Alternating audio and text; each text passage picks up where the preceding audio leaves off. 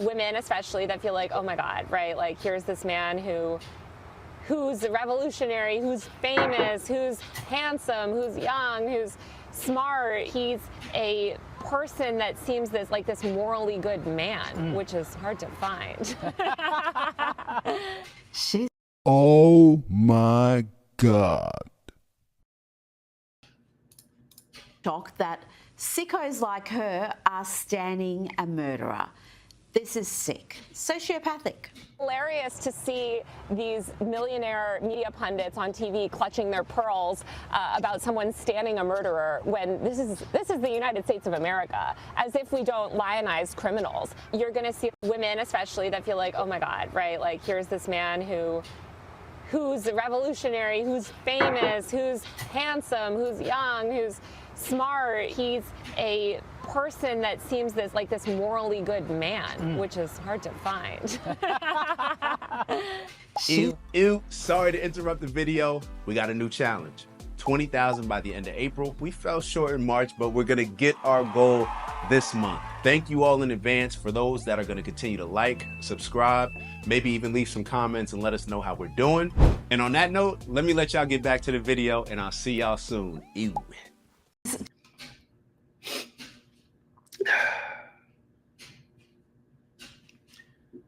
This is what happens when radicals take over. This is what happens when radicals take over. This is what happens when the Democratic Party, in my opinion, pushes women to become their most ferocious fighters. When the Democratic Party has no principles, no policies, but instead their entire agenda is based on fighting Trump, fighting all of these different battles that, in my opinion, they don't have any foundational principles. Like, it's not like you're saying that we're fighting for something. It's just fighting against something. And and people may not, maybe I'm not making the connection appropriately. But when I hear somebody like her celebrating Luigi Mangioni, calling him, I mean, they're trying to make him a hero. And that seems to be a reoccurring theme. And we're going to talk a little bit about it with the Carmelo Anthony situation. But we saw this happen with George Floyd, where a lot of these elites, they will just pick and choose certain individuals in certain situations, not because they care, but to make somebody a hero. We saw it with the apparent MS-13 gang member, the one that got deported to El Salvador, which we'll touch on a little bit later. Which is, it's so funny how a lot of these politicians will sit here and talk about Donald Trump. He's a convicted felon. He was accused of this, or he's sexual liable. And then you hear some of the things that this gentleman was accused of or convicted of. We'll get into the story.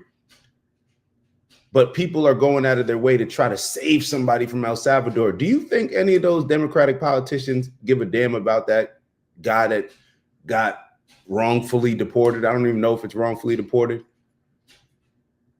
to El Salvador. Do y'all think that any of these people actually care about that person? Do you think that any of these people actually would like to live around that type of person?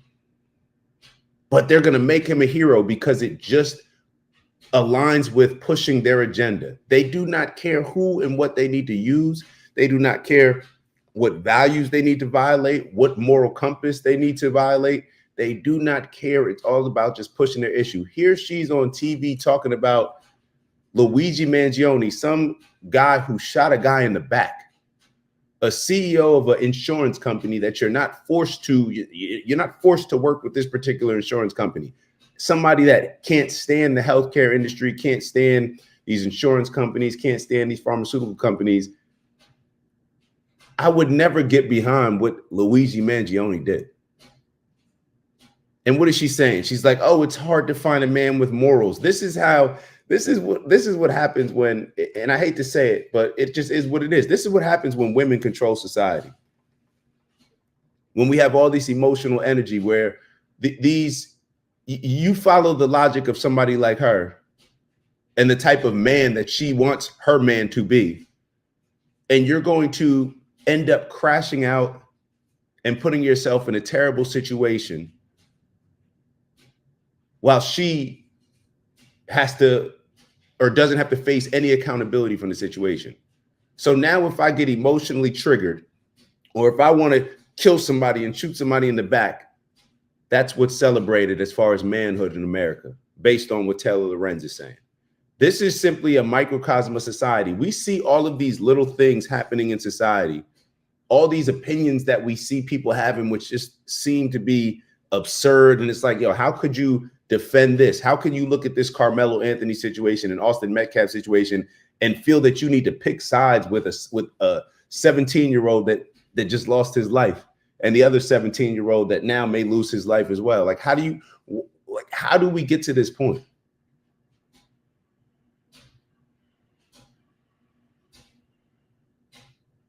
A woman like her, and I always talk about, the black women, because I do think that the Democrats have targeted or have used black women in a way to push a lot of these agendas, to push whatever it is that they're looking to get across.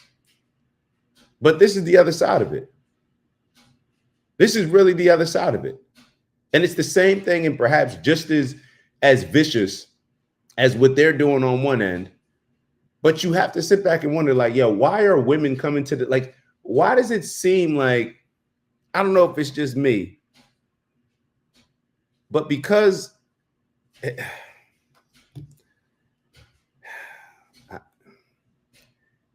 I just don't get when we get to the point where we're celebrating somebody shooting somebody in the back and calling them a hero and referring to them as a hero and giggling about them. Like, how would you feel if your family member was that CEO who was just doing his job? And of course, I'm not giving him any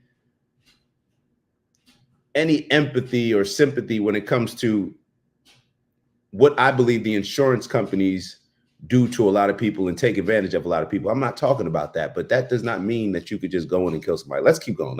My apologies for going on a tangent with this. I just don't understand it. And it just shows how extreme views we've accepted in this country. And I keep telling y'all, I've told y'all in the last 5 shows that they are setting up a race war in this country. They are trying to set up the next George Floyd situation. They're trying to set it up to the point where they don't even care which side starts it. It's getting prepped already with the Carmelo Anthony, Austin Metcalf to, okay, well, if he gets off, then we're going to make sure that there's a white uprising. If it's an OJ situation, we're going to make sure that it's a white uprising. If he gets convicted, we're going to make sure that these black people, we let them destroy the country just like they did with George Floyd and let us prosper. That's what's happening. Let's keep going. Talking there about a cowardly killer who shot father of 2, Brian Thompson, in the back of the head. But because Brian was the CEO of United Healthcare, apparently that makes his murder okay, or even joyful, as Taylor once claimed. Now, a sane journalist on a sane network might challenge what we just heard, but not CNN, not this clown from CNN. Listen here as he likens admiring and murdering lowlife to being a Trump supporter, and even notes that Taylor would never want to be called a Trump supporter. That would be beyond the pale. I'm sure you wouldn't like to be compared to a Trump supporter, but some of how people cannot understand why people have sympathies for Mangioni strikes me as the same as a lot of media not understanding why people support Trump. I totally agree. I've said it before, and I'm sure I'll say it again. You don't hate the leftist media enough. You think you do, but you don't. Sticking with CNN, they've been part of a media meltdown over the Trump administration's tariff policy, and many a Democrat has been on with softball interviews where they scaremonger about inflation without any pushback from the host. Here's Hakeem Jeffries. Trump tariffs are going to raise costs on everyday Americans. I don't even want to get into that anymore. I'm getting to the point where I'll be honest with y'all, man. It's like this political stuff is getting. I'm not gonna say that I don't want to talk about it, but it's just like, damn, like the way that we process information when a lot of this stuff happens. I don't know. Maybe I'm losing faith. I don't know what it is. I don't know what it is, but maybe I'm losing faith. All right, so that last situation that we were talking about, let's get into that combo. Of course, I'm going to go into politics right now. That's just the next video that we got. So let's get into, there's two videos that I want to show y'all. So there's two videos that I want to show y'all. One is Caroline Levitt, I believe, responding to some of the criticism. There's actually going to be a few different. It's Dak. Just want to thank you for checking out our video and visiting the OG Network. If you enjoyed the video, please make sure that you give us a like. And if you're looking to join a community of inspired individuals striving for purposeful abundance, subscribe. And if you're feeling real generous, share the video with some friends and family. All right, I'll see y'all soon. Ew.